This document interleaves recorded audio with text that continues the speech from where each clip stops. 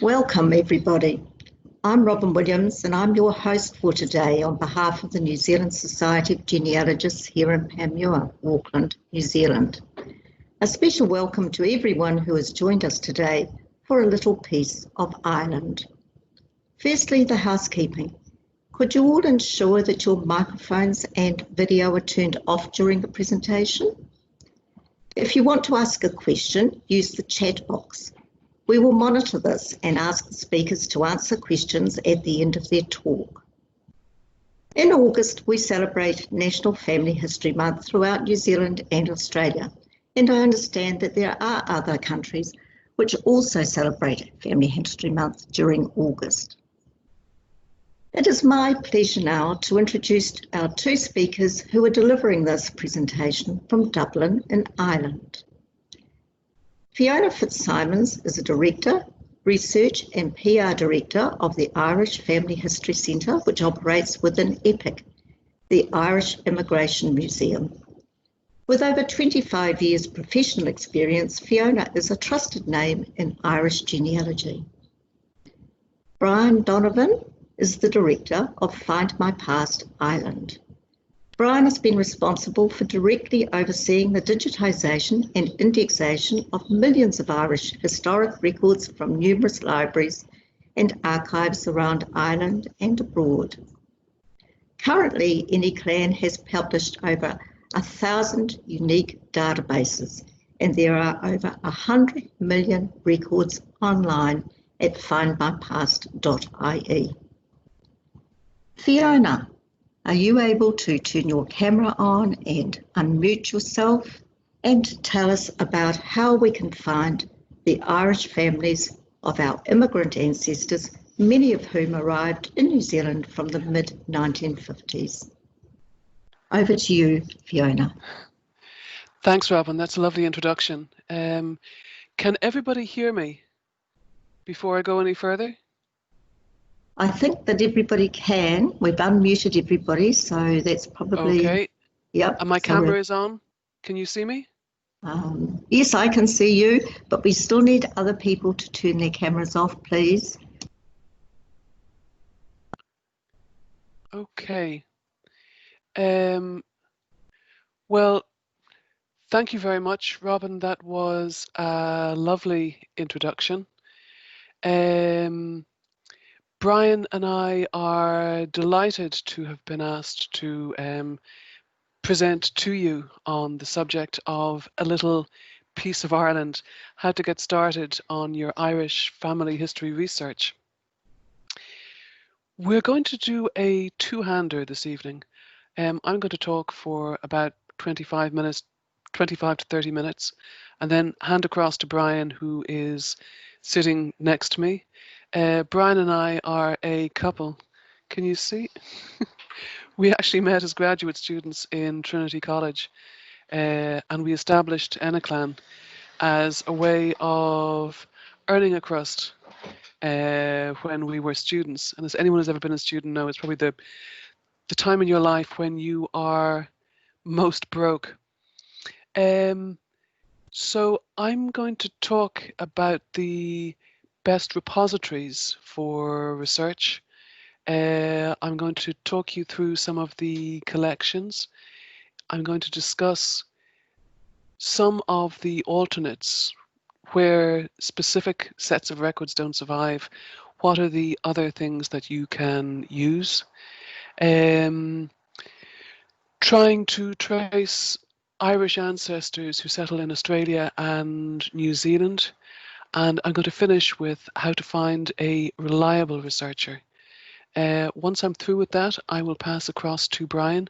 Please allow for the fact that there's going to be a little bit of just getting up and rearranging ourselves and exchanging the headset. Okay, so let's get started. I'm going to start with talking about the topic of what are the best repositories for research. When I was asked this, it created a certain amount of head scratching. This is one of those how long is a piece of string type questions. It depends very much on what you're searching for and for what time period. In Ireland, we presume that the great divider was religion. But in my experience, after decades of research, I think what divided people wasn't actually religion, but it was the resources that were available to people. Nowadays, of course, all research starts online. We've had a digital revolution worldwide in the last generation, and Ireland is very much at the forefront of this. We now have over 150 million unique Irish records published online that we can use in family history. And the person responsible for this is the man sitting next to me. The key websites for Irish research, I'm going to type these into the chat box. I hope everybody can see them here. And these are irishgenealogy.ie. It's a free website sponsored by the government. It provides civil births, marriages, and deaths. It also has the church records for the City of Dublin and the City of Cork. And of course, these would have been two of the largest cities on the island of Ireland. So having the church records of these cities online helps us sometimes to trace what would otherwise be elusive ancestors. Find My Past, Ancestry.com, and Roots Ireland. Oh, and Scotland's People as well. These are all subscription websites, pay-per-view. Find My Past has the largest collection of Irish records online anywhere. Ancestry, everyone knows Ancestry. I tend to use Ancestry more for the diaspora when people are on the move. It's particularly good for North America, for Canada, and the US. Roots Ireland tends to focus on Irish parishes. For a number of years it fell behind a little bit, but it has begun to catch up because it is doing something that nobody else is doing. It's digitizing Protestant records, records of the Church of Ireland and of Presbyterian churches. And of course familysearch.org, and Family Search is the website of the LDS. It's been described to me by one genealogist as the AT&T, the spinal column for anyone who's involved in family history from any country. I also want to post up here some of the key finding aids that you might use to search online. And let me just again go down to the chat box and type in the key finding aids, which are then available for everyone to see.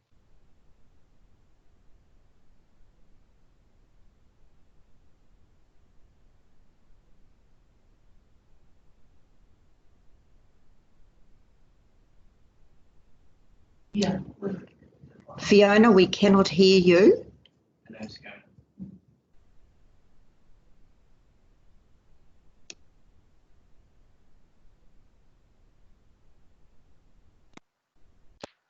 Can you hear me? Yeah, you're fine now. Thank you. Okay. Okay, how do I do this? Can you hear me? Yes, I can hear you now. Okay, good. We just lost you for a couple of minutes, or about a minute. Okay, I've posted some of the key finding aids into the chat box. Yes, we can see those. These, okay. Prony's Guide to Church Records. I then have two websites that I use to trace Irish place names, loganum.ie and townlands.ie. The National Library of Ireland homepage. Look on the homepage for the main catalogue and the sources database. Prony's Guide, the finding aid to the Public Record Office of Northern Ireland, and the guide to surviving, the guide to Church of Ireland registers is the final one, ireland.anglican.org. The main kinds of records that we use in family history are records of central government, that's the first kind, records of local government, and private records. Most of these records were never made originally for family history or for genealogy, with a few notable exceptions. And as I walk you through the key repositories, I'm going to discuss what are the main collections in each and how you might use these key records where there are certain kinds of records, where there are census records which no longer survive, or church records that no longer survive, how you can use alternates as a substitute. Let me start by saying that Dublin is the historic seat of government in Ireland. After partition in 1922, Dublin became the seat of government for the Irish Free State. From 1922, Belfast became the seat of government in Northern Ireland. Records tend to be very centralised by jurisdiction. So the records of government, of central government for the Irish public are, as a rule of thumb, held in Dublin, while records of Northern Ireland are held in Belfast.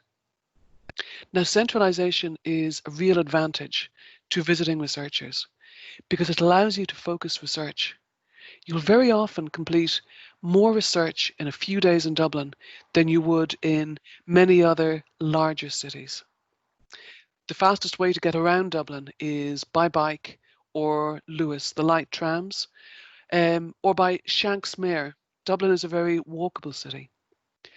All the public institutions that hold the records that we use for family history are situated within about a 2-kilometre radius. So you can very quickly work out your own research triangle, whereas you want to be in the morning and the afternoon. Okay, I'm going to switch to... Now, can everyone see I'm sharing my screen? Can you see? I can't hear anything. Yeah. Yes, I've just turned my mic on, Fiona. Yes, we can see your big, nice screen with the library in the middle. Yep. I can see it. Fantastic. Okay. So these are the best repositories for research. The first that I want to introduce you to some of you who have been here in Ireland, it won't need much of an introduction, the National Library of Ireland. This has the most extensive collections of Irish material, and this is the main entrance, the entrance gate. Our National Library is situated right beside the National Museum and our Dáil, our Parliament. So when you have exhausted your research, it's actually nice on a morning or afternoon, if it's not raining, which is always a tricky thing in Ireland. It's nice to actually sit out on the porch, on the veranda, and to watch and see people coming and going. The holdings in the National Library include the records of some former government offices, but also private records. The first of these I want to introduce you to are the Genealogical Office collection. These are essentially the records of the Chief Herald's Office, and these records were made from 1552 to 1944. Now, these records are the records of the richest 5% of the population. You won't find my family here, for example. Records include the registered pedigrees, funeral entries of armigers, and the applications for coats of arms. Another key collection that we use from the National Library collection are the estate records. Now, to my mind, estate records are some of the earliest surviving records for family history.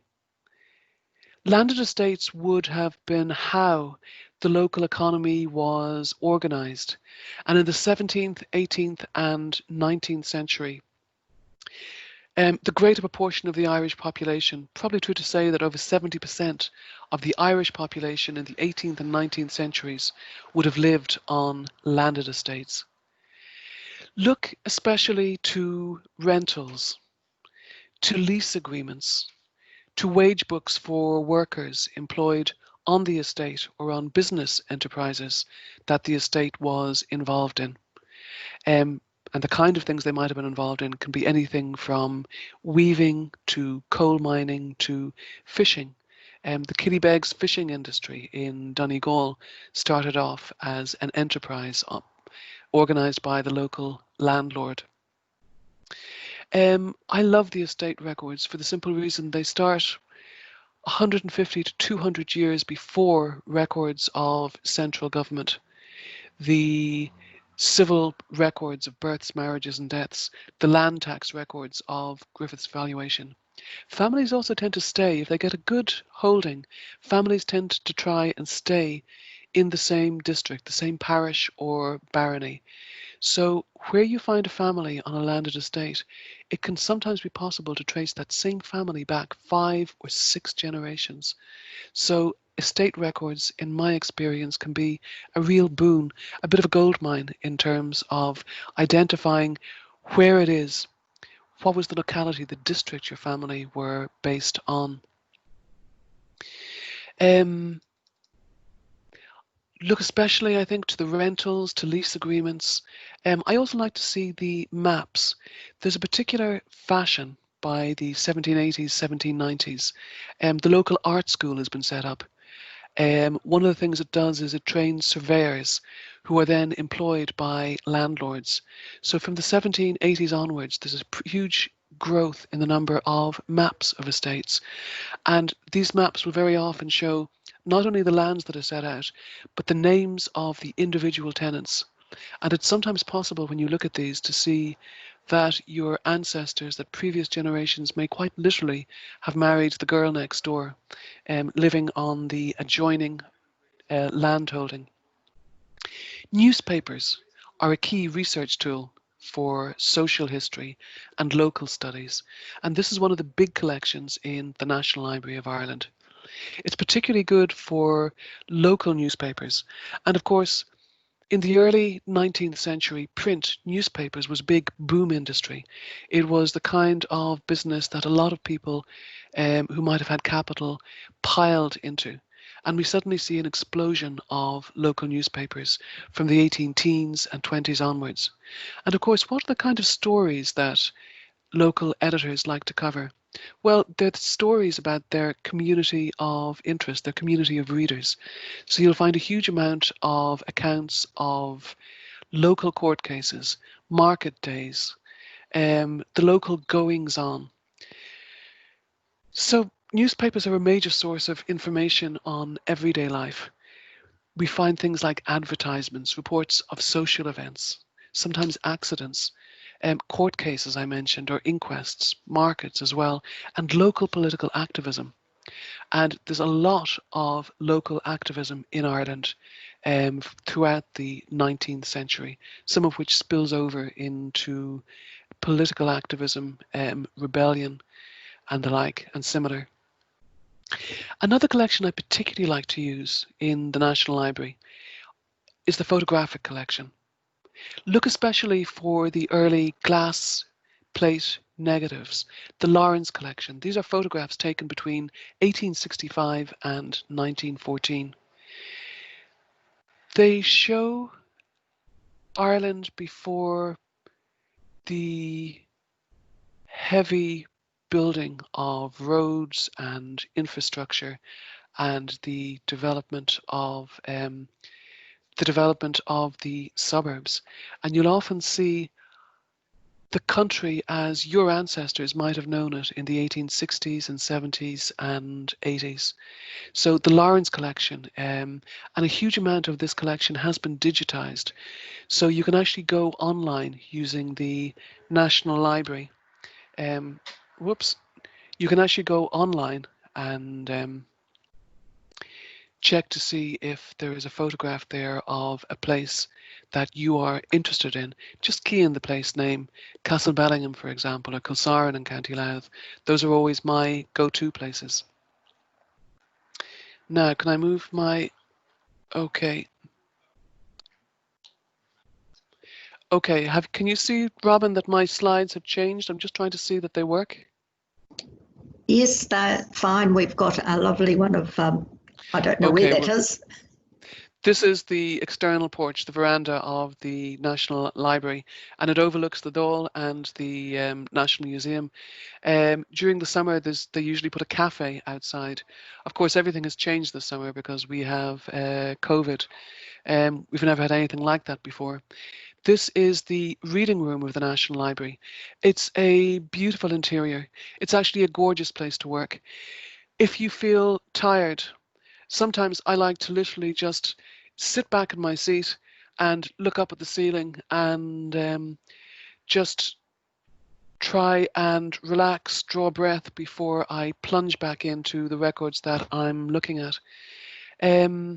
The National Library is free to access to anyone who's over the age of 18, but you have to apply for a library card. Bring with you one form of photo ID. You may want to be camera ready before you have your photograph taken. The opening times are on the website. Right now, they're subject to change because of COVID, and they are liable to change in the near future. So I haven't tried to put them up. At the moment, I don't think anyone's going to be traveling from New Zealand to Dublin, but at the moment, with the restrictions, you need to book an appointment in advance, and you're then usually given a 2-hour block to work within the library, the reading room here, or in the manuscripts room. Okay, so that's my first essential repository. My next essential repository is the National Archives of Ireland. Now, the National Archives has the records of central government, of the Irish Free State, but also the records of the government from the time before independence. Those records, I should say, that survived the destruction, the bombing and fire of the Public Records Office in 1922. The Archives has digitized and published some of its own collections online, and I'll quickly walk you through these. The 1901 and 1911 Census of Ireland. Now, you probably have used this. The archives digitized the census themselves, but in a rather clumsy fashion. So there are significant omissions. In particular, the 1901 census is missing entire baronies, city streets in Dublin, Cork and Belfast, large chunks of County Clare on the west coast, almost the entire village of Glasslough in Monaghan. If you can't find what you're looking for on the online census, you will have to apply to search the original on-site. The 1901 and 1911 census are the first complete surviving census that we have for all of Ireland.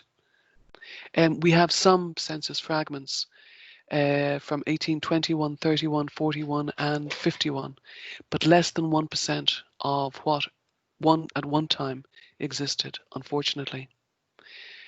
Another key collection in the National Archives are wills. Wills provide some of the best evidence for family history.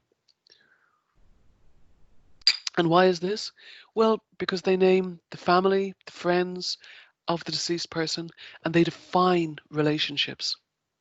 Now, most of the original wills were destroyed in 1922. At one time, Irish wills started in the 13th century and continued up until the 20th. Can you imagine that? Unfortunately, 1922 and the destruction of the Public Record Office meant that we have lost most of the original wills. However, we do have registry volumes for almost all probate districts from 1858 to the early 20th century. These are copies of the original will made in the local probate districts. And these volumes are held in the National Archives of Ireland. The only district that is excluded from this is Dublin Probate District, unfortunately, which also covers the principal registry. I can't go without mentioning the transportation register. These are records of Irish people convicted and sentenced to transportation, convicted of felonies and sentenced to transportation to Australia between 1792 and 1854. But some of these felonies are what we would now think of as petty crime. One of the key examples I use is a young girl, the age of 13, who was convicted of felony of cheese. Begs the question, how much cheese do you have to steal before it becomes a felony? Of course, most of the laws in the 19th century protected private property, and sometimes what to us would be petty crime, almost pilfering, would have been regarded in a much more serious way in the 19th century. Transportation was also briefly revived to Western Australia in 1867 due to the Fenian Rebellion. The index to those who were transported is online, and once you find a reference to an original record, you will have to look at the original manuscripts on site. Another collection which is currently being digitized is the CSORP, the Chief Secretary's Office Registered Papers. I love these records because this includes the kind of local intelligence that is being sent in from the local districts by the landlords, by the priests, by the local rector in the Church of Ireland about what is going on, what's happening on the ground. These records give a good sense of what is happening at local level in 19th century Ireland. Now, there are some other collections of the National Archives which were digitised in partnership with Find My Past. And I'll briefly mention some of these. I think Brian may go into these in greater detail in the second half of this presentation. The Petty Sessions Courts. Petty Sessions would have been the lowest courts in the land, where all disputes of civil and criminal law would have been first heard. These records give an excellent insight into sometimes the disputes between locals, where an animal has broken out of a field and trespassed on the neighbour's crops, where children have truanted from school. I particularly like the records which deal with kids bunking off school on a summer's day, building an ice slide, throwing a bucket of water down a path to create an ice slide during winter, or raiding a neighbour's orchard. These records give an awful lot of local colour. And here's a professional genealogist secret. As we work on the various Who Do You Think You Are series, it's filmed around the world in many different countries. But as we work on Who Do You Think You Are, and also on Finding Your Roots with Professor Henry Louis Gates for PBS, one of the key records that we find ourselves using again and again are precisely these Petty Sessions Courts. There's an excellent survival of records from 1852 right through to the 1920s in Ireland. And for some districts, you'll also find earlier records for the 1830s and 40s. The Petty Sessions Court records also include the dog licenses. Now, a license system was introduced into Ireland in 1866. It was the first place in the British Isles where dog licenses were required. This was because of the shift from tillage to pastoral farming. Farmers began to keep greater numbers of dogs to round up their herds, sheep and cows. And the reason why I mention this may seem like a very odd kind of a source, odd kind of records to be recommending to you, but we can use dog licenses as a census substitute for rural areas, so they're particularly useful. Find My Past also takes advice from professional genealogists. They ask us what kind of records are getting results. I know because I've been one of the genealogists asked that. And one time I replied with the landed estate court rentals. These are the records of the estates that were bankrupted at the time of the famine. They were sold off between 1849 and 1885. Now, at this time, 25% of all Irish land was sold. As the name of the source suggests, these records include rentals of tenants on the land, and they're very often the only surviving record of these tenants. I particularly like that they indicate how tenants actually held, whether it was by a lease for life, whether it was an annual tenancy, sometimes even a month, or we even find people living from week to week. But these landed estates court rentals are very often the only surviving evidence that these tenants, these families, ever lived on the land, for the simple reason that when the new landlord came in and took over, they would very often simply build a bonfire of the previous landlord's records. Another time I was asked what records are getting results, and I replied, the Valuation Office records. Now, we know the Valuation Office best through Griffith's valuation. These are the land tax records which were published between 1847 and 1864. But the Valuation Office records are the original surveys that laid the groundwork for Griffith's valuation. These surveys were completed in much greater detail.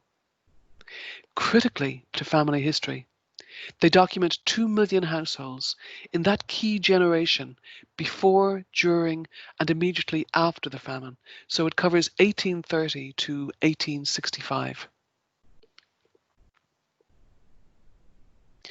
Now, you can see here I have on screen a picture of the exterior of the National Archives. Whoops, are my slides working? Good, that should be working.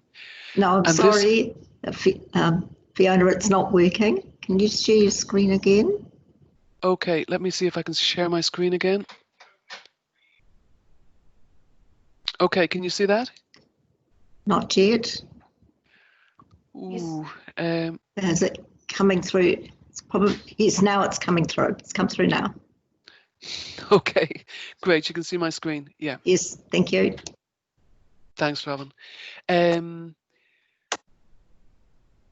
Okay, this is the reading room of the National Archives. It's quite a pleasant place to work. It's also got plugs if you want to bring in your laptop. The finding aids are on the open shelf here at the back and the side of the room. Some records are actually held off-site, and if you want to use these records, you usually have to call them up a day in advance. Now, at the moment, the system has broken down, so we are having to call up records up to a week or 10 days in advance because of the restrictions. I presume we're going to be back to normal in early 2021. These kind of details are posted with regular updates on the National Archives website. Now, to access the National Archives of Ireland, there is no fee, but it's a bit more complicated than getting into the National Library.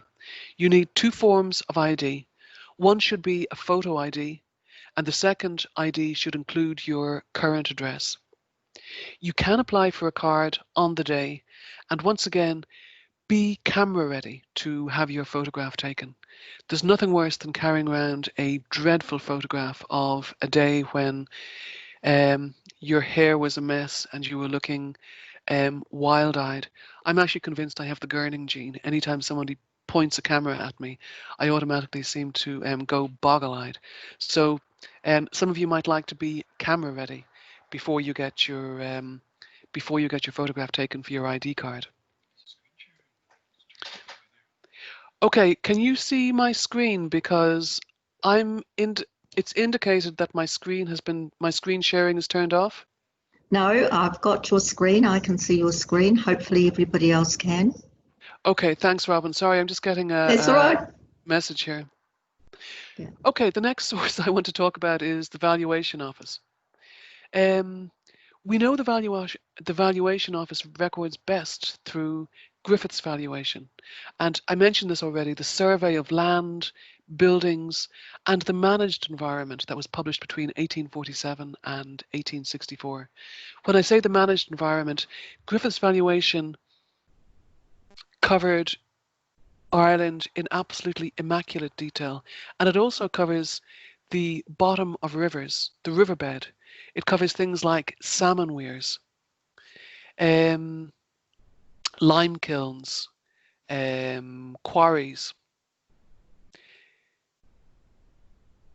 Now, these are the records of the Valuation Office are the manuscript revisions, which were updated regularly to ensure that everyone paid the correct rate of local tax. And can I quote for a moment my late father, who used to say that there's nothing certain in life but death and taxes. And I think he might have been quoting Benjamin Franklin in saying that. In urban areas, these records were updated often every 3 to 6 months, whereas in the countryside they were updated less frequently. They were updated often every 18 months to 2 or 3 years.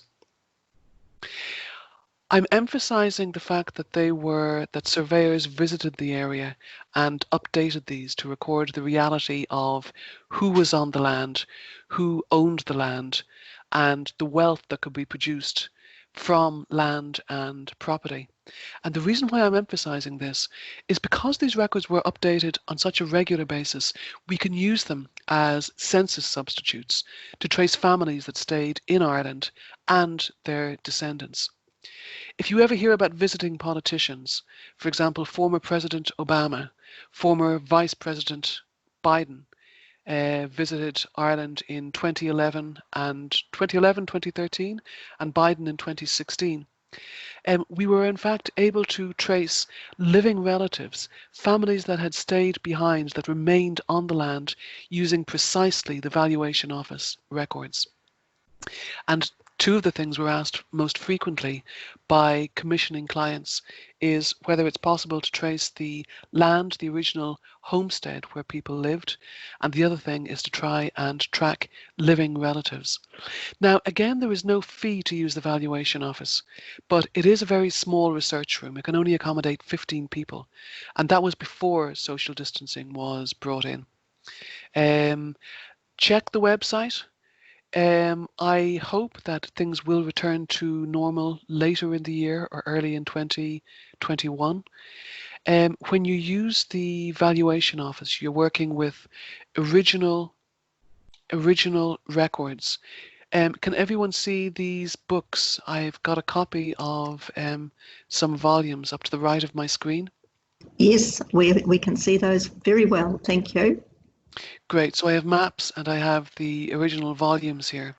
Yes. There is no fee to use the Valuation Office, and you don't need to have you don't need to bring ID with you. But if you want to take colour photocopies of relevant records, and I strongly recommend this because it gives you a real feel, and it also allows you to build up a small little personal archive. Colour photocopies of relevant records cost 50 cents for an A3 sheet. Okay, on to the next repository, the General Register Office. This has civil births, marriages and deaths from 1864 to the present. It also has non-Catholic marriages from April 1845, and non-Catholic marriages would have accounted for approximately a third of all marriages that took place in Ireland, 1845 to 64. The Protestant population would have been much larger in the past. Interfaith marriages were also captured at this time. There is a research fee to use the records, €20 a day or €2 to search for 5 consecutive years. What I like to do to keep myself fresh is I like to go up, pay my €20, but then to tell the person behind the desk that I'm going to work, say, on a Monday morning and then come in again the following Tuesday morning. And that allows me to keep fresh so that the records don't just disappear into a blur of text. This is the exterior of the General Register Office. It's actually the size of a warehouse, so that access and social distancing isn't really a problem when you are working in this space. Once you find a record that you want to use, you have to pay you have to pay a small fee to call this up. Now, most of these records have actually been moved, have been published online. These are the records which are published on the Irish, the Irish genealogy website. And now that these records are available online and for free, the General Register Office tends to be much emptier. Because why do you need to go in to use the archives if everything, if your access is actually available online? It is your choice. There is a cutoff point, however, beyond which the records are not available online. So births from 1920 onwards are only available in the office. Marriages from 1945 and deaths after 1969. The register is indexed from 1996 onwards, so you have to pay your fee and the person behind the desk will actually search, but search in a very fast and accurate way and come back with a result. Okay, the next key repository is the Representative Church Body Library. This is actually outside the city centre in the Dublin suburb of Churchtown. Now this has the surviving Church of Ireland registers, baptisms, marriages and burials, but it also includes the vestry records. This is the entrance to the RCBL. You can take from town the number 14 bus from the city centre, and it costs €2.80 to get out there. The RCBL in Churchtown, these are the archivists that you will actually meet there. Okay, next slide. So these are the key records that you'll actually want to visit in Dublin. Outside of Dublin, the main repositories would be for records of central government and private records. PRO-NI, the Public Record Office of Northern Ireland in Belfast. The key kind of records you might want to look at here are estate records. PRO-NI is much better funded than the National Archives down south. In Ireland, we give an awful lot of lip. We talk a lot about supporting heritage, but that's not always matched with government funding.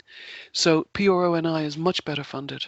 As a consequence, their finding aids, the building itself and the interior are much better funded, much better kitted out, and there are more archivists on site. The estate records I've mentioned already, these are excellent. They include estates not only of land in the province of Ulster, but some of the larger collections for cultural reasons, for cultural purposes. Some of the Anglo-Irish families down south felt more comfortable depositing their records in Prony, in Belfast, rather than in the National Library, where most other estate records are deposited. The PRO-NI also began an outreach program to bring in the national school registers. National schools in Ulster from the 1840s and 50s onwards have been accessioned. So there's national school registers from about the 1840s continuing up to 1940, and they have an almost complete coverage of what national school records survived. That's an excellent source. I love to use that in family history. Records of reformatory and industrial schools. Again, these are the records of children in care from the 1870s to the 1970s. This comes back in part to a will to take responsibility for these records, to accession them, to bring them in. Down in the area of the Republic, it's still a battle to try and access records of reformatory and industrial schools. They're very scattered, whereas there's an almost complete survival of reformatory and industrial schools for the province of Ulster. PRO-NI also has workhouse records, particularly for Antrim, and it's very good on wills. Now this is the interior of Prony. This is the central this is the central corridor, and you access the different reading rooms. You can see them here off the central spine. Again, there is no fee for using Prony, but you have to bring photo ID with you. And again, you may want to be camera ready before you have your photograph for your ID card taken. I look like the wreck of the Hesperus in my Prony card, which is why I'm waiting to renew that very soon when I'm next in Belfast. The one last central repository I want to mention is GRONI, the General Register Office of Northern Ireland. Now this has the records, the civil records of births, marriages and deaths for all of Ireland up until 1922, and after 1922 births, marriages and deaths for the 6 counties only of Northern Ireland. These records are also digitised and available online, but just as we have down south in the Republic of Ireland, there's a cut-off point to actually match up with data protection laws. So no births after 1920, no marriages after 1945, no deaths after 1969. I don't want to leave this section of the talk without mentioning that in the last 20 years we've seen the development of the county archives and libraries. Now these have fabulous collections including poor law union and workhouse records, because these were records of local government. So where they survived, they have mainly been accessioned by a county library or archive. Cemetery records, especially from 1898 and from 1868 for the larger towns and cities. Note that these are the cemeteries administered by local government, the county council, the city council. Cemetery trusts like Glasnevin or Mount Jerome would have been private organisations and would have always kept their own records. We find records of vaccinations from 1866 when it became compulsory in Ireland. And we also find records of local businesses. If you want to see the kind of thing I'm talking about, here's a good example. Go and look at the Waterford City Archives. They have records of city undertakers from the 1860s onwards. You'd also find in the Cork City and County Archives, they have the records of the Cork Butter Market, through which the entire British Navy was provisioned from 1760 right up until the early 20th century. So the names of everyone who actually worked in the butter market. Not just butter, of course, also salt, beef, any kind of food provisions that are being brought into the city and purchased, brought up. And then Cork is a deep water port, sent out to the Caribbean, sent out to any part of the British Empire. School registers. I mentioned that in Northern Ireland the national school registers had been accessioned by Prony, but in the Republic the school registers are collected by the county archives. That's a key distinction between the two. And electoral lists. After 1898, women had the vote in local elections. In 1918, women over the age of 30 who met a property qualification were given the vote. In 1918, there was an even more significant innovation in terms of how our democracy developed. Universal suffrage for all men over the age of 18 was introduced. Now, if you want to trace your ancestors who emigrated from 1860 to the early 20th century, an estimated approximately 2,000 people every year emigrated from Ireland to New Zealand.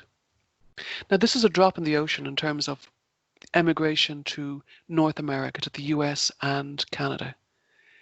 But it's still a sizable 80,000 people in the last 4 decades of the 20th century, of the 19th century, excuse me. Of these, between 75 and 80% were Catholic. So if you want to trace your Irish ancestors, these are the records that I have been bringing you through now. The Catholic parish registers, which are available through the National Library but also online in the National Archives. The land tax records, Griffith's Valuation and the Valuation Office collection.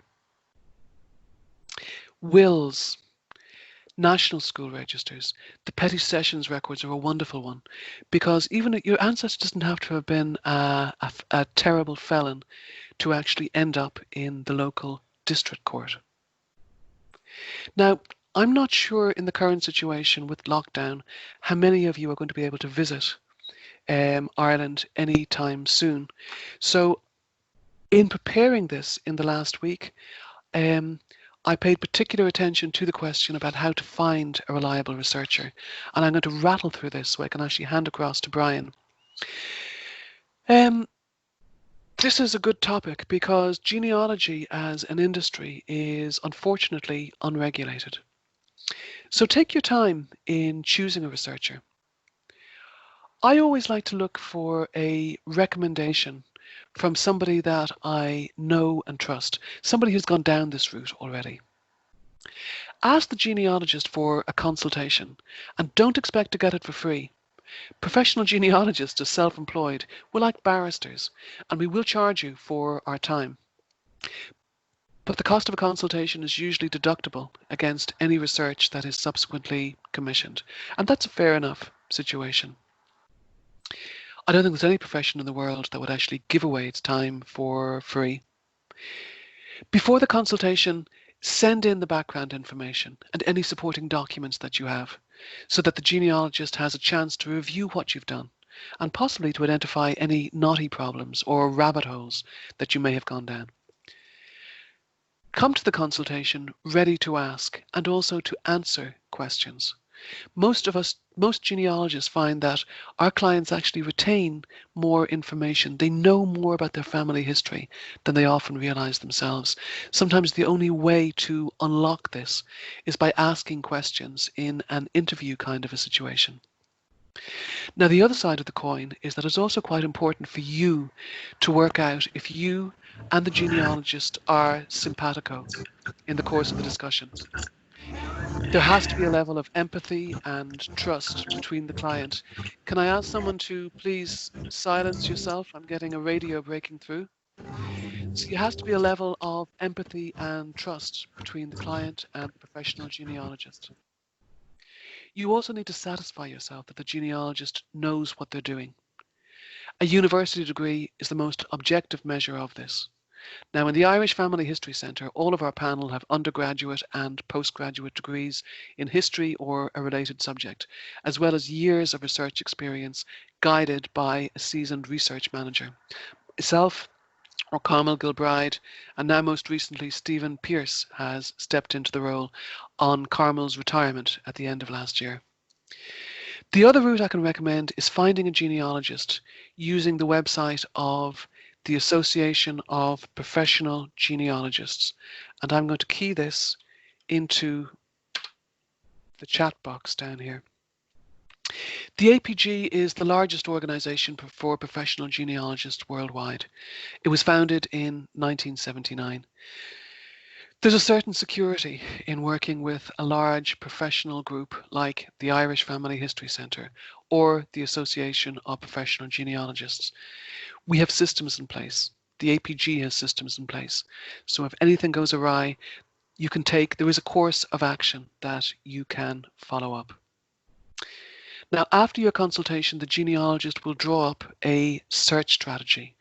They will identify the main sources and what evidence they hope to find in the records. They'll provide an estimate of the number of hours it will take to complete research using the records identified. All professional genealogists will ask for payment in advance. There's two things to remember about this. First of all, speaking as a professional genealogist, I regularly find, our team regularly find evidence in the records that will redirect our research. For example, we may find a marriage is interfaith. So then we may need to change the search strategy to include a search of relevant church registers. Now, this may add to the time it takes to complete research, but there may be other time savings. We may be able to shave off other records from the search strategy. Professional genealogists should always advise you of any necessary changes so that they're not springing a surprise or extra costs on you. The second thing to remember is that genealogists are charging you for their research time. Ancestry follows this model. Pro-genealogists have to bill for every 6 out of 8 hours. These timescales are driven by accountants, not family historians, I hasten to add. Always ask your genealogist the number of hours they have estimated to write up the report. As a rule of thumb, allow half the number of research hours. So if you book 10 hours research, that equates to 5 hours writing up. 20 hours research, 10 hours research, 10 hours writing up. On completion of the defined work, the genealogist should give you a report with a family tree and copies of all relevant documents found presented in a softcover binding. If you want anything more than this, hardcover binding, multiple copies, you will have to negotiate that with the genealogist in advance. The work isn't free, but it's charged at a much lower rate, because this is simple administration. Allow at least a week for it to be done. Don't spring it the day before you want it. Your genealogist will also usually schedule a meeting once you've had time to read through your report, so you get a chance to come back and to ask any questions about the research. And this can be done in real time or in person, depending on where you are. Now, if your genealogist recommends further research, ask them what they hope to find in the new sources or searching across an extended time frame. Make sure you're happy with their answers. A good professional genealogist is less likely to recommend further research unless they found new evidence, a paper trail that they can follow. After all research is completed, you may want to check back every 4 to 5 years with your genealogist. Ask them, are there any new records which were available now that weren't accessible at the time you commissioned research? I sometimes look at research commissions I worked on in the late 90s and even in the first decade of the 21st century, and I think in my own mind that there are sources available now which I couldn't easily access. For example, British Army service records. There's almost 10 million British Army service records, which previously you would have had to know that an ancestor had been had enlisted in the British Army. Nowadays, because these records are digitized and indexed, we can search across them. We can search across hundreds of thousands, even millions of records quickly and in a reliable way. Trust your gut instinct when you are talking to a professional genealogist, and hopefully it will work out okay. If not, don't be afraid to actually raise with the organization of anything that you are not happy with. Now, at this point in time, I'm going to hand across to Brian, who's sitting right next to me. Thank you very much for listening, and here is Brian. Good morning, or good evening, or good night even for me, but good morning for you. I'm going to change the slideshow that's actually up here at the moment. I'll stop sharing. Hi, I'm Brian, if you can see me. I work with Fiona. We set up the Enaclan 20-something years ago, but I work now pretty much full-time for Find My Past. I'm also still involved in the Irish Family History Centre as well. What I want to do today, I'm not sure how much time, I mean, Robin, are you all right if we go over time? I hope you are, because I'm sure lots of people have questions to ask. I'm looking at the clock and thinking this is going to go over time. We're absolutely happy. We're absolutely wonderful information that came from Fiona. So hopefully you're going to deliver the same. Well, I don't know if it'll be quite as good, but then again, Fiona's extraordinary in her knowledge. I'd love to quite have that level of that extent of knowledge. But what I've always described when I talk to people, I describe myself as a records expert in certain classes of records. But my skill set is in digitizing this material, making it available. And it's one of the main reasons why one of the main things that I brought to our partnership when we set up our first business together. So let me just get my PowerPoint here running properly. Now I'll just have to share this with you properly. I think we'll almost certainly be happy to continue on over time. go a bit beyond us, so you can all get a chance to ask your questions afterwards. Anyway, can you all see my, or Robin, can you confirm that you can see my screen? Okay. Yes, it's absolutely fine on my screen. Brilliant, brilliant. Well, what I'm going to do is going to run through a little bit about what's happening with Find My Past, and I'm going to be focusing very much on the core Irish record developments we've been focusing on over the last few years.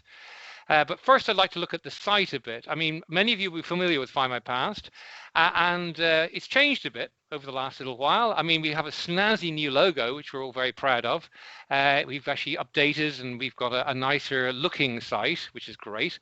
But probably more importantly than that, we're doing a huge amount of work on our family tree, which we're very excited about. And actually only some of it's come to public light. So there's lots of really cool stuff happening with that. So keep an eye out for it.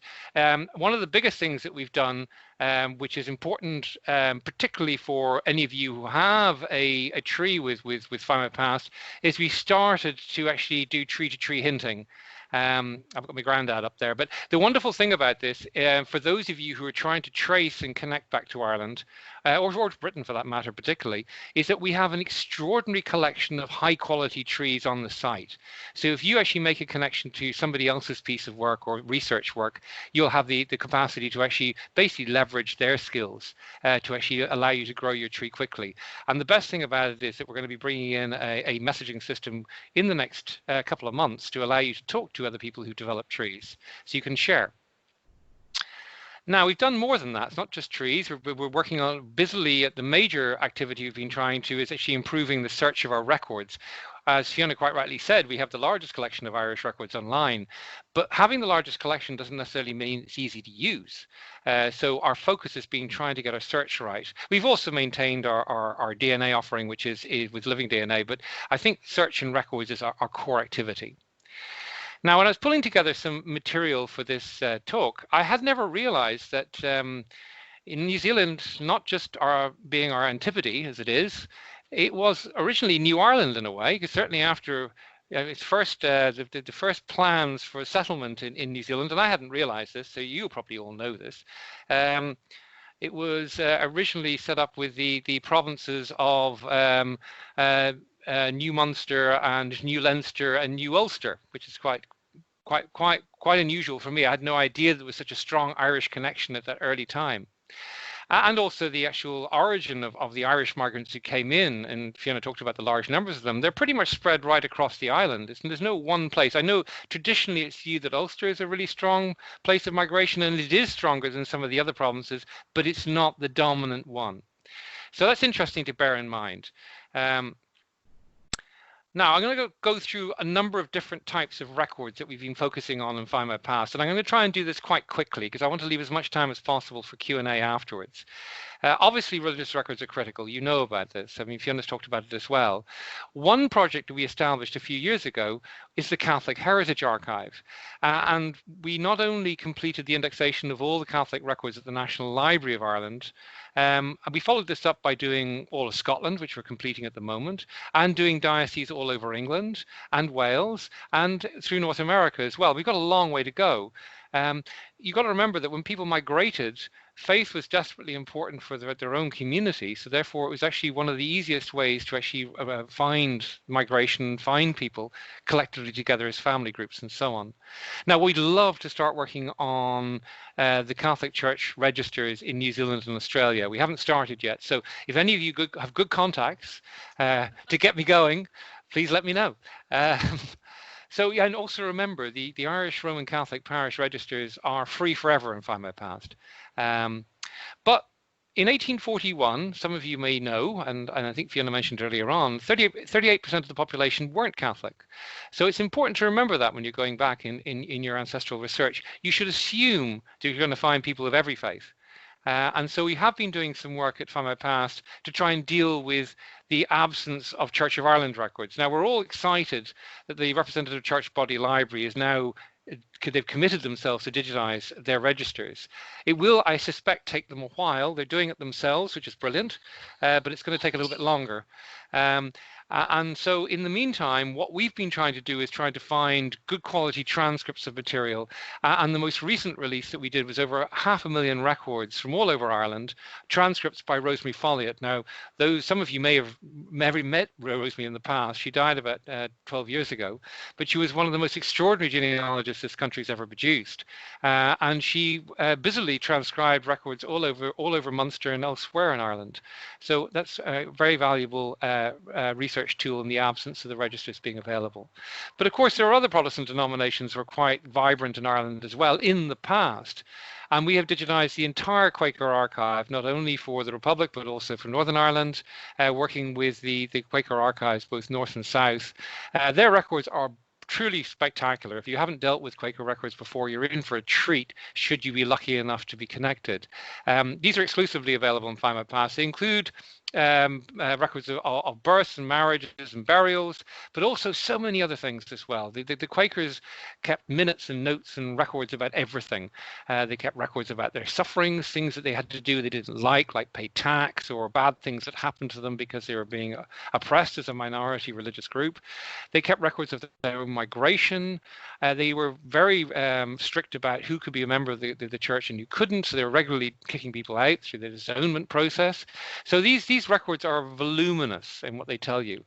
And to give you an example, here's a list of the Dublin Monthly Meeting. And they tell you all their members who are residing abroad in 1881 here on the left. You'll notice down towards the bottom of the list, several of them are living in New Zealand and Australia and elsewhere. So they track everybody. They're keeping close tabs on the community wherever they might be. Or on the right-hand side, there's an image here of a migration to Melbourne and Victoria in Australia in 1875, where they're introducing members of the local community to a meeting there. So it's extraordinary the amount of detail you get. So I know I've spent a little bit of time on this denomination, but it is a wonderful set of records, and that's exclusive, as I said, in Find My Past.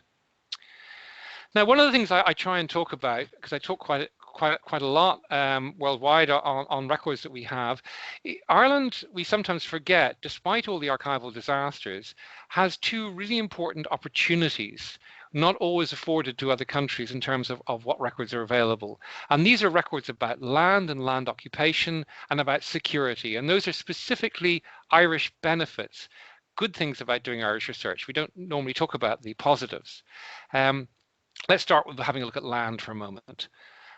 We have records of land occupation and ownership going back to the 17th century because the British establishment were always fearful about who controlled Ireland. It was the dangerous back door into Britain. So they needed to control not only the government, but also who controlled the wealth of the country. So from the 1650s, we have comprehensive surveys of who owned the land. And you'll see the references there as to where you can find these records. Again, it only deals with a very small percentage of the population, but it's useful if you can get back that far. Here's examples of maps for the same. Williamite surveys from slightly later in the 17th century. Again, very valuable for doing research if you go back that early. Moving a bit forward, thankfully, the Registry of Deeds is finally getting some closer attention. This is an archive which those in the know and those who are involved in 18th century research and even early 19th century research realizes it's one of the most important repositories for Irish research, and one that Fiona is actually trailblazed in some very high profile research that she's carried out. But this was established back in 1707 to provide security of tenure for new owners. But of course, because it provided security of tenures, it was actually equally popular amongst farmers, large farmers, and you start seeing them registering their leases from quite an early date. So we have over 600,000 deeds prior to 1830 and 1.5 million deeds from 1830 to 1929. And as I think people have a tendency to think that the Registry of Deeds records overwhelmingly and only relates to people who are landowners, to the small minority who were in a position of ownership, the ruling elite. It's not just that, because the people who are renting land, the larger, even middling-sized farmers are are well represented here, as are the entire literate population who actually sign, memorialize, and witness the deeds. Shopkeepers, teachers, and so on. So it's extremely valuable. There is a exciting volunteer project trying to index these records, and you see the URL there on your screen. Family Search microfilmed these records many years ago, and they've since digitized their microfilm and placed it online for free. And so you can actually see the images at least here, but we're a long way removed from getting a comprehensive index. So it is time consuming to use these records, but if you're working early, there is a wonderful storehouse of records here for you to use. And if you're worried about trying to find the places you come across in these land records, the Ordnance Survey of Ireland is all available online. These go back, their original maps, back to the 1820s. The first edition Ordnance Survey maps are from 1837 to 42, but we have maps from all over the country, and they're extremely high resolution, and they're free.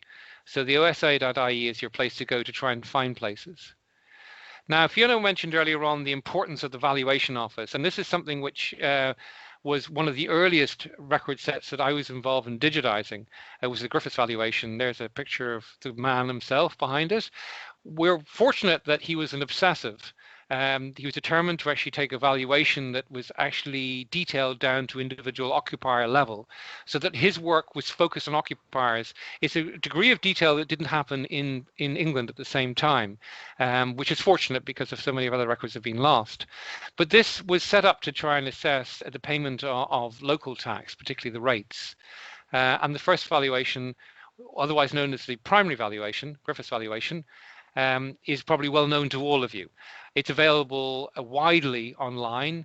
The most reliable collections are the same collection, the collection at Find My Past and the collection at Ask About Ireland, which is an absolutely identical collection. There is one difference between the two collections, though. Both of them have the original maps taken during the Griffiths valuation. But the Ask About Ireland site also has another set of what I would call lovely maps. They're very picturesque, lovely, useful, and they've integrated them really well. Problem is they date from about 1882. So the plot numbers are often not the same as what you see in Griffiths. So just a word of warning there. Now, as Fiona said earlier on, Griffiths valuation, as important as it is for our research, wasn't actually the first valuation, even though it's called the primary valuation, just to confuse you. The earlier valuations were carried out by the Valuation Office, including the valuation of tenements, which produced the house books, the field books, the tenure books, and the vast majority of these, over 2 million name records, are now online at Find My Past. And the vast majority of these also predate Griffiths valuation and the famine as well, which makes them extremely important for tracking that significant change in population in the country. Of course, it's not just the records that happened earlier than Griffiths which have suddenly become available. It's also the records afterwards, because Griffiths valuation was only the beginning of the rate system. It was never the end. So the Valuation Office in the Republic, and also their equivalent in Northern Ireland, kept what I refer to now wonderfully as the cancelled volumes. These were updated manuscript copies of what you and I know as a Griffiths valuation, and they were updated on an annual basis right up until the 1970s, when the rate system was abolished. And as Fiona mentioned, you can go and see these in their original. And if you're working on those on Northern Ireland research, you'll find all of them available online at the PRONI's website. Not indexed, unfortunately, but the scanned images are all there. So you can track forward right up into the 20th century. Now, land wasn't just limited to taxation as well. Fiona mentioned already the Landed Estate Court records. I'm going to skim through this quickly. Maybe I'll show you a couple of examples. This was the breakup of the encumbered estates in the 19th century, those estates which were facing bankruptcy. Over 8,000 estates were broken up. The lands were sold off. Those sale rentals list over 500,000 names of tenants, and about 25% of the country was sold under this process. So you've got a 1 in 4 chance of finding people. The most valuable thing here is, of course, the tenants' names, and you get a huge amount of detail about the tenure of their tenancy, when the original lease was made. Even for those of the poorest tenants who may have had no lease whatsoever, you'll still find out about when they paid their rent and the size of their holding and so on. And you also, luckily enough, will get maps too. It's worthwhile checking for the maps. The boundaries may have changed over time, so it might be difficult to identify. So that's a very rapid look through some of the key land records that survive for Ireland, which are so different from what there are for England and Scotland. I mean, we're very fortunate to have these types of records. But we also have security records. It's the other great opportunity. Fiona mentioned the Petty Sessions records. Now, we focus on the Petty Sessions records not just simply because they survived the disaster in 1922, but because they are the most voluminous set of records about local, not just crime, but civil disagreements. Over half the records are civil disputes, not criminal convictions. And they cover the entire country. The other really important thing about it is that the higher courts, like the assize courts and so on, those cases generally got notified or mentioned in the local newspapers, so we can get information from them elsewhere, even though the original records are now gone. So we're especially fortunately these records do survive. Now, magistrate records are familiar. I mean, in New Zealand and Australia, you still have magistrate courts, and they still have magistrate courts in Britain too.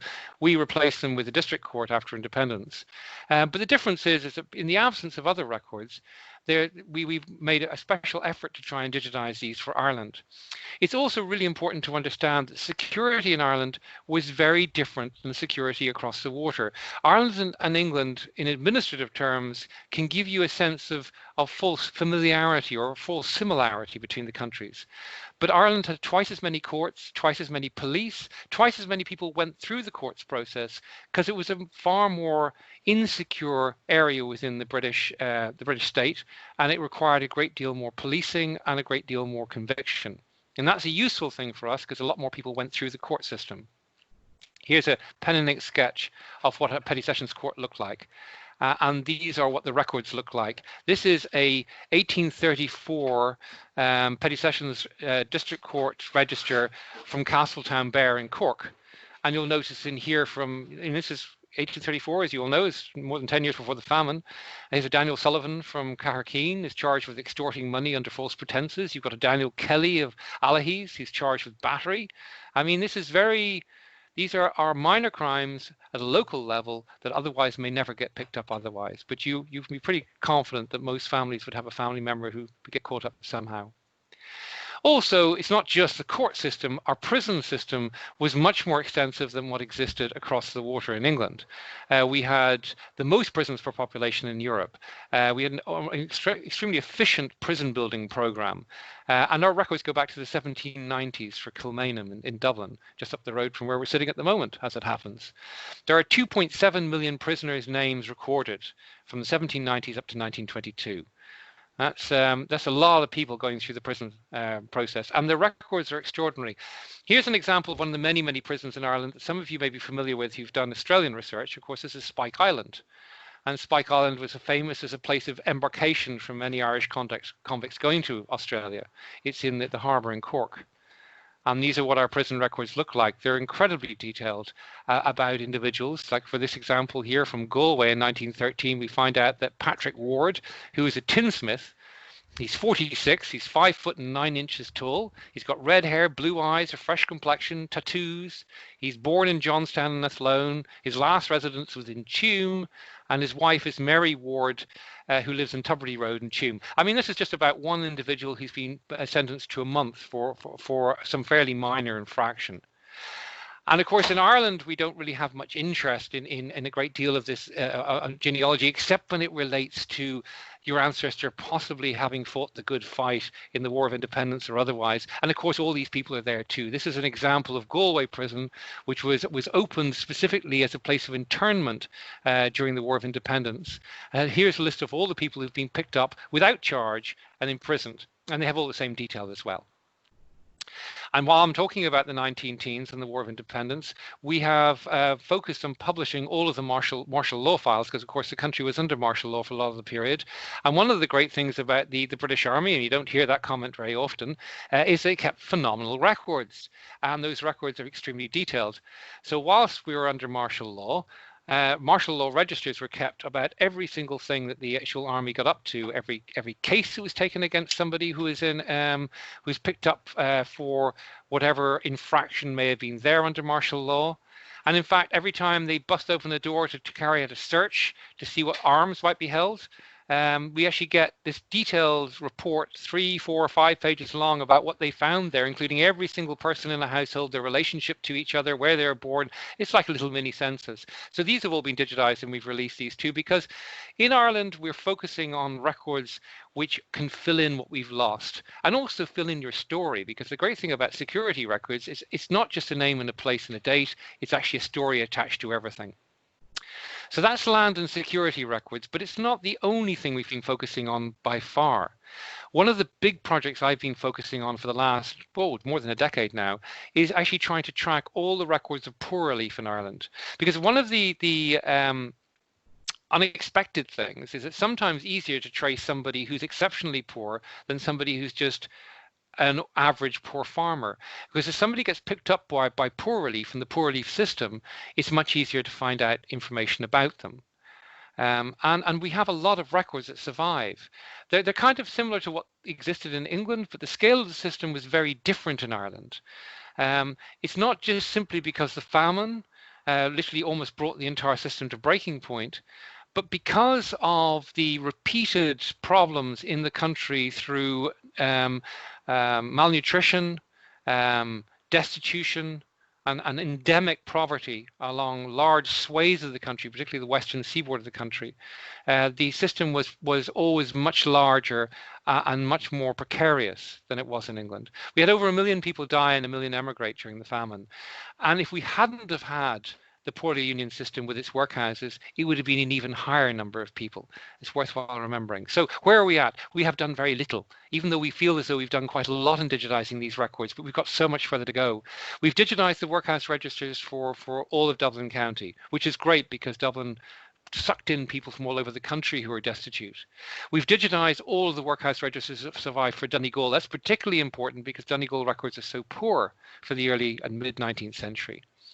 And we've digitized the records for Sligo too for the famine era. But we've also worked on the Board of Guardian minute books, because often the workhouse registers don't survive. They were often destroyed for a variety of reasons. And so we've covered many counties so far, and we're working in many others. And we've got lots more to go. But you can see we're only 5 counties in. There's so many more to do. But the records are just so detailed. Here's an example of a Sligo workhouse register where you get the name, their age, marital status, the employment they had before they went into the workhouse, their religion. Every set of official records always records the religion. For those of you who are interested in such things, we've gone through so many of these records now. We find that about 15% of people who went through the workhouse system were not Catholic. To give you an example here, this is the Dublin North Workhouse register from 1898. And you'll notice the 4th line there. There's an Ada Livingston and her children, Sarah and Samuel. There were 3 Jewish people who had recently arrived in the country. They'd been deserted by their husband. The only place they could get support as an immigrant into Ireland was through the workhouse system. So you're not just finding Irish destitute, you're finding the often unheralded or unrecorded immigration into the country, which came from all over the place.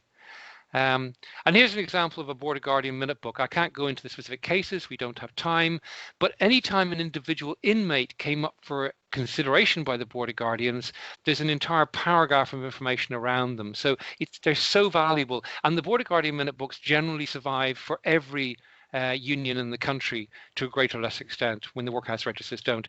And one thing I would say is don't just limit yourself to looking at Irish poor law records, because as we famously or jokingly say, the largest Irish city was actually Liverpool. And here are the Liverpool workhouse registers, which are also online at Find My Past, all of them. And they're packed with Irish people. And this is particularly important for looking at migration to, oh, if I stopped sharing my screen for some reason, I think. I better start again, getting that sharing going. Here we go. Can you see my screen again, Robin? No, not yet. Yes. Oh, it's come through now. Yeah, it's come through now. Thank you. For some reason, it just stopped there. Well, never mind. We'll just keep going. We're in Liverpool. Okay. Hopefully, I'm not going too fast, but hopefully you'll have time for questions afterwards. Just wanted to say about Liverpool, it's particularly important for doing research for New Zealand and for Australia, because there weren't many ships leaving Ireland going to either of those countries. Most of the ships with Irish people going to those countries went from Liverpool. So you'll often find families moving to Liverpool. They might have experienced hard times. They may have been supported by the workhouse system. They may have then got work to actually earn enough money to actually get passage. And so you can actually track them there. Here's examples of what these things look like. There's an example of a Bridget Murphy, age 28, and her baby John, age 2. Admitted to the workhouse in Liverpool in 1845. She's discharged and sent back to Ireland shortly thereafter. But it's just to give you an idea that look a little bit beyond Ireland and think of the migratory pattern. But there was also not just state-administered poor relief, there's also private poor relief. And the Irish Property Relief Loans, these are the reproductive loan funds, was established in the 1820s to help what they wonderfully refer to as the industrious poor. This is not dissimilar from the sorts of schemes we run for microcredit schemes in South America and South Asia today. But an extraordinarily large percentage of the population were entitled to get these loans, and women were eligible as well. Anybody over the age of 21, and we have over 700,000 names in these records. They're from specific parts of the country. Not everywhere is covered, but it's particularly good for Connacht, parts of West Cork and South Kerry, and a few other smattered areas. But they are very valuable in terms of what they tell you. To give you just one example, because we don't have time, in the 1850s, they went back to these districts to find out what had happened to the people they'd given loans to. And on this page here, you're looking at 11 entries of people who've been given loans in the 1830s and 40s. Of those 11 entries, 3 have emigrated, 2 have been transported to Australia, 1 other is alive, and the rest have died of starvation. And to give you an example, the 5th entry here, Dennis Bryan, he tells us that he was always very poor agricultural labourer and he died of starvation in December 1846. Now, I can't stress how unusual it is to find records of the horror of the famine and the names of the people who are the victims of the famine. It's very rare. So actually finding this is so important to actually flesh out your family story. The other major class of records, if you can call them that Find My Past has really become expert at is newspapers. Some of you may be familiar with the site, the British Newspaper Archive. Well, that's actually part of Find My Past. And when we published the British Newspaper Archive, we also published a Find My Past. And most recently, I think we're actually at 6 million pages now of Irish records. I think this is a little bit out of date. These are my figures from a few months back. But we have nearly 6 million pages of newspapers from Ireland. What has there 86,000 articles. I mean, it's a ton of material. They're from all over the country as well. And bear in mind, the newspapers, Ireland was an exceptionally literate population. National education comes into Ireland in the 1820s. So there's a higher percentage of the population who are literate in the early 19th century in Ireland than there was in England. You may not realize that, but it seems to be true. So you have an enormous amount of information in the newspapers. And just to give you a couple of ideas here, I mean, quite early, here's an example on your left from Newry, and they're full of exotic stories about New Zealand and its early discovery. And on the right-hand side, you'll see a paper from the Cork Examiner in 1849, which describes the death of a Corkman in New Zealand. So, I mean, this information is being passed back and forth. So Irish newspapers can tell you about what's happening to the Irish community in New Zealand. Here's more. On the right-hand side, you'll see the Clare Journal from 1849 recording a marriage that took place in New Zealand, in Wellington. And you'll see on the left-hand side, of course, what you'll see in virtually all the newspapers from the 1870s onwards, details of how to get to New Zealand, ads telling you where to get your passage and where to do it. Now, I'm going to finish very quickly now and showing you how you can build a story. And I hope you don't mind me doing this, but I'm going to take an example from Australia. I am sorry. But it gives you a chance to look at a lot of different sources in one place. And here's a ticket of leave for Rick Collins. He was tried on the 12th of July, 1847 in Cork and was sentenced to 7 years, brought to Australia on the ship the Havering. Records again on Find My Past. If you go to the National Archives of Ireland's website, you'll find they have a database, which Fiona mentioned earlier on, of transportation registers. And this will find, again, Richard Collins is here, and you'll see where he's been convicted of burglary, and he got 7-year transportation. The same name of the ship is there, the Havering. If we go back, we can look at the prison registers. And this is, remember I mentioned Spike Island earlier? This is a transfer to Spike Island in October 1847. And you'll see that he's named there, bottom right-hand corner, Rick Collins. And all the prison registers are comprehensively digitized and available in Find My Past. Remember those reproductive loan records that I mentioned earlier on? There's Rick Collins. He's in there too. And they tell us that he was convicted of robbery at the Clonmacilty Petty Sessions in 1847. Those are those Petty Sessions records, sentenced to transportation. And this will show you where he got his loan. He got that loan through the loan fund. There's his name, Rick Collins. And he signs with a cross, so he's not literate himself. But he says he's from Kilfedo, so we now know where he's from. And you'll see his two mates come in as his sureties for his loan. And here's a register of his loan repayments. He's in the very bottom list of the list there, where I've got the little red line. You'll notice that he fails to repay his weekly payments. So things weren't going well for him, possibly one of the reasons why he got involved in petty theft. But we can go back, we can go to those Catholic parish registers. We find at the top here his marriage. He married Mary Buchan in West Skull in Kilmoe Parish in 1845. So he's only a recently married man, probably starting a family. But we can go back further. We can find his baptism, and that survives from 1827 in the same parish. We'll see his mother, Mary Daly, is in there. His father is also Rick Collins from the same place. And more than that, we can go and have a look at the newspapers. The Cork Examiner names him as one of a list of poor people in Kilmoe Parish who've been recommended for transfer to the new workhouse in Bantry. So for him, it's the workhouse, or it's possibly, theft. I don't want to go into his reasons for what he did, but the point is that this is the nature of somebody's existence. You can pull together so much from this list of different types of records we've been talking about here. Anyway, I know I've done this very quick. I hope that's a useful introduction to what's online, what we're focusing on in Find My Past. And now I'm going to hand you back over to Fiona, I think, to try and answer some questions. So let me just try and stop sharing my screen. And hopefully we can see each other again. I'm going to transfer my place to Fiona because she's the expert in answering your questions. Okay, thank you very much. Are you sure? Yeah. I can just get this. Can you just raise that? Hi, Robin. Hi, Fiona. I have got, I've copied out some of the questions into a document, and so I will ask you the ones that have come up. Christine Williams asks, did I hear Fiona say that entire baronies, including large chunks of County Clare, are missing from the online 1901 census? If so, yes, exactly. How can I find out exactly what's missing? And she mentions that the National Archives page on what's missing from the site isn't very helpful. Oh, gosh. Christine, no. The National Archives they're almost 10 years now since they published, and they have been compiling a snag list after they published. Stephen Pearce, who is our research manager in Ennicklan, was actually the person who compiled that snag list about what was missing. Where would we find the records of what's missing from the 1901 census? I think you will need to talk to the National Archives directly to find out exactly what's missing. I do know that their snag list is now complete, so they are now in the process of actually making those corrections and trying to include those records.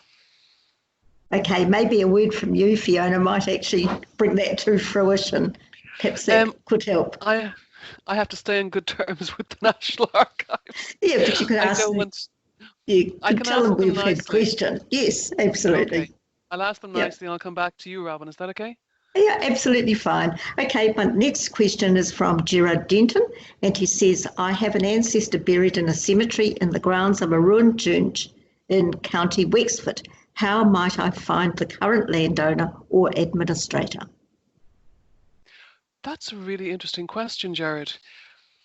What I would do there is I would go online to look at Griffith's valuation.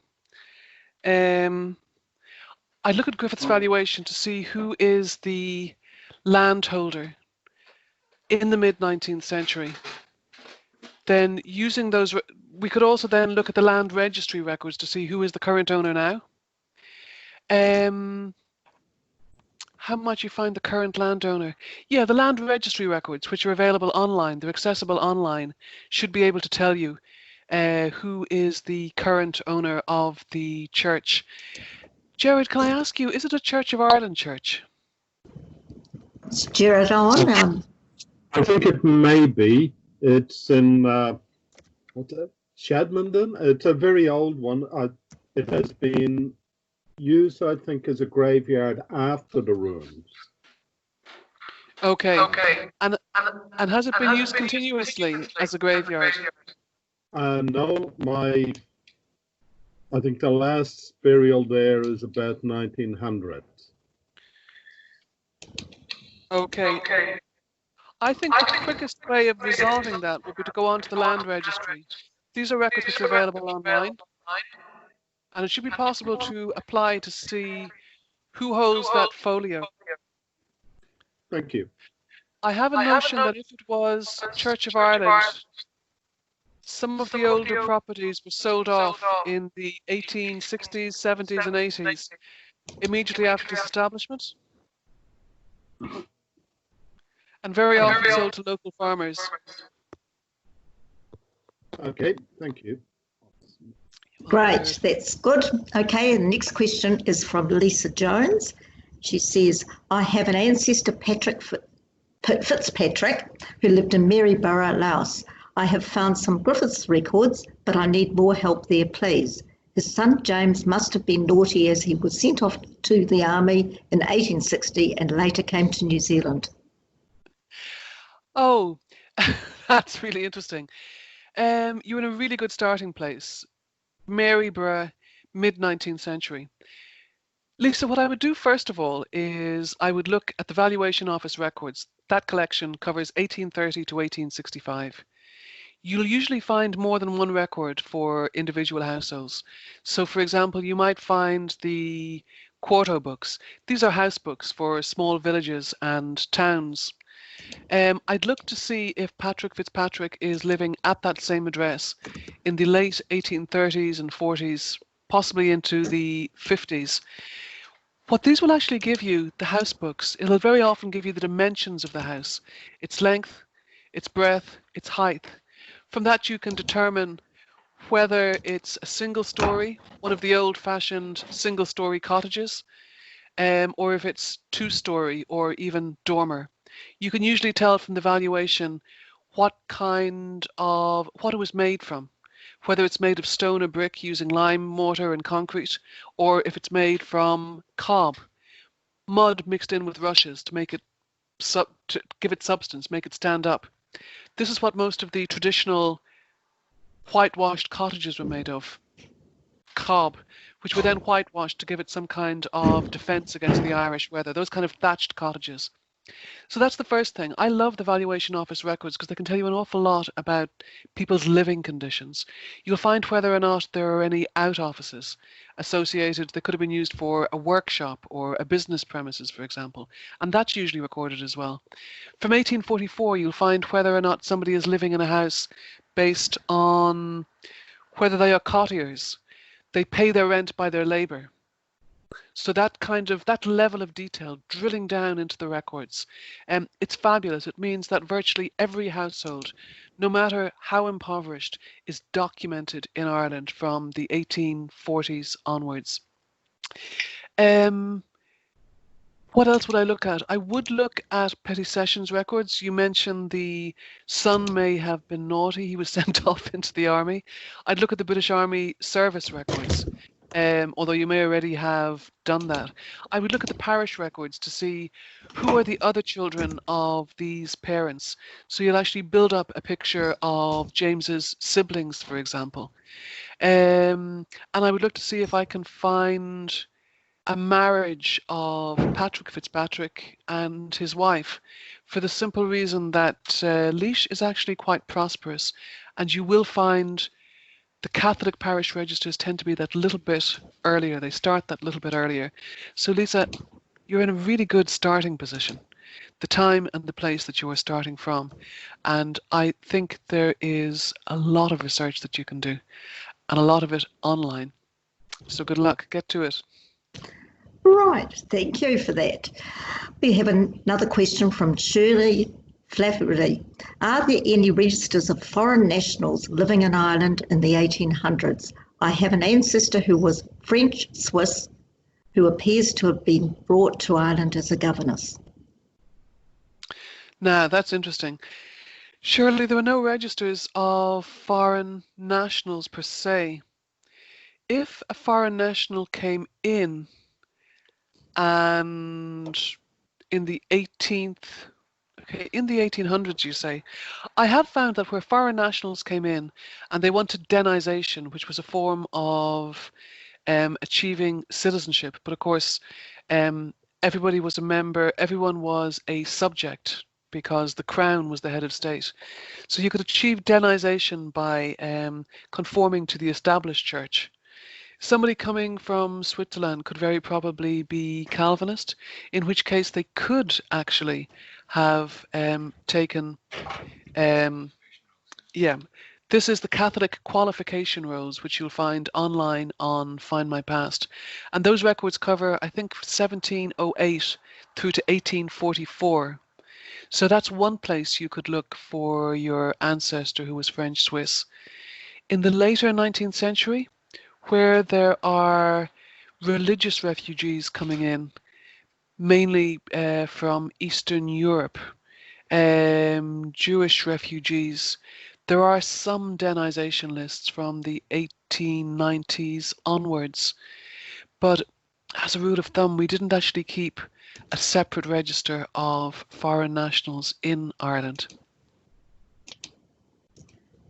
Right, thank you. We have a question from Doreen Hale. Was there a special immigration scheme to Australia in the 1950s to 1960s? Also, did the immigrants on a scheme always require a passport? It's quite late, isn't it?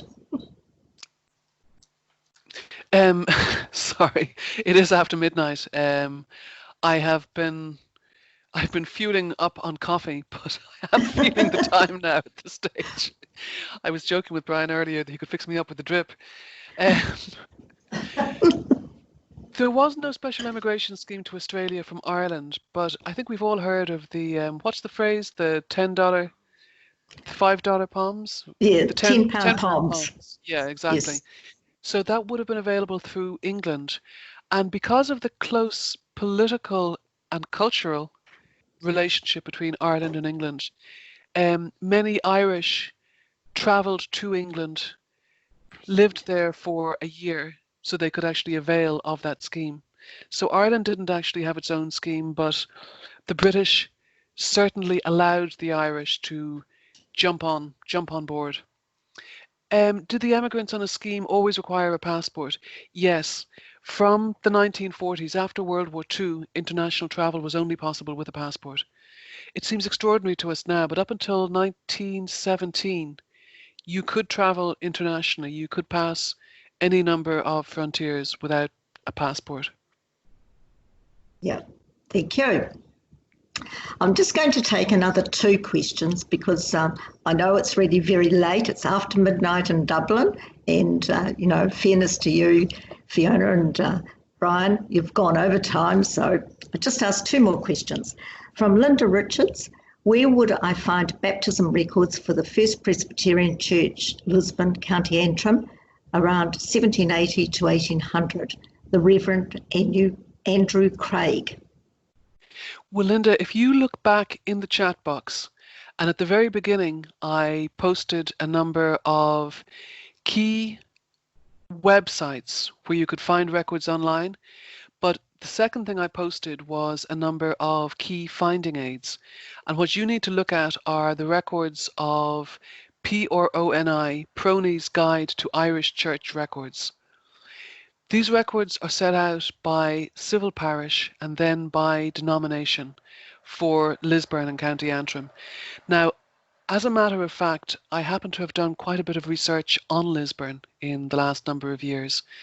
So I know that Presbyterian church records, there are some early records, the late 1600s and early 1700s, but that most Presbyterians, because of the penal laws that were in place, the penal laws, they limited the civil freedoms of Catholics, but also of Presbyterians and other dissenters. And I know for a fact that many of the Presbyterian community in Lisburn married in the Church of Ireland. in the Lisburn Church of Ireland in the 18th century. From 1780, there is a relaxation of those penal laws. So you will actually find the Presbyterian records for the church there. But go back to Proney's Guide to Irish Church Records, and it will give you the exact time frame, the complete run of records, the years that they survive for, and where they're held. And I know, because I've used them, that they're held in PRONI in Proney in Belfast. Thank you. Right, I'm going to just leave it at that now, and just on behalf of the New Zealand Society of Genealogists and its members attending this presentation, I really want to especially thank Fiona Fitzsimons and Brian Donovan, our speakers today, for their most informative and extensive presentations. We've learned so much about Irish records, archives, libraries, and where to find these online. In our country, it's important that we know where our families have come from in Ireland, and the information you have both imparted will enable us to discover more about those families. Thank you so much. And just as a little aside, there's lots of things in the chat box saying thank you so much, and I'm sure that Fiona and Brian, you'll be able to read them tomorrow after you've had a good night's sleep. But now, welcome. It's the 1st of August. It's a Family History Month in Ireland as well. So thank you so much indeed. Thank you, Robin. Thank you so much for asking us. Yes, thank you. Yes, Yeah. Absolute pleasure. Thank you, Brian, too. Excellent. Good night, or good morning, rather, at your time. Yes, thank you. And thank you to all the members that have attended.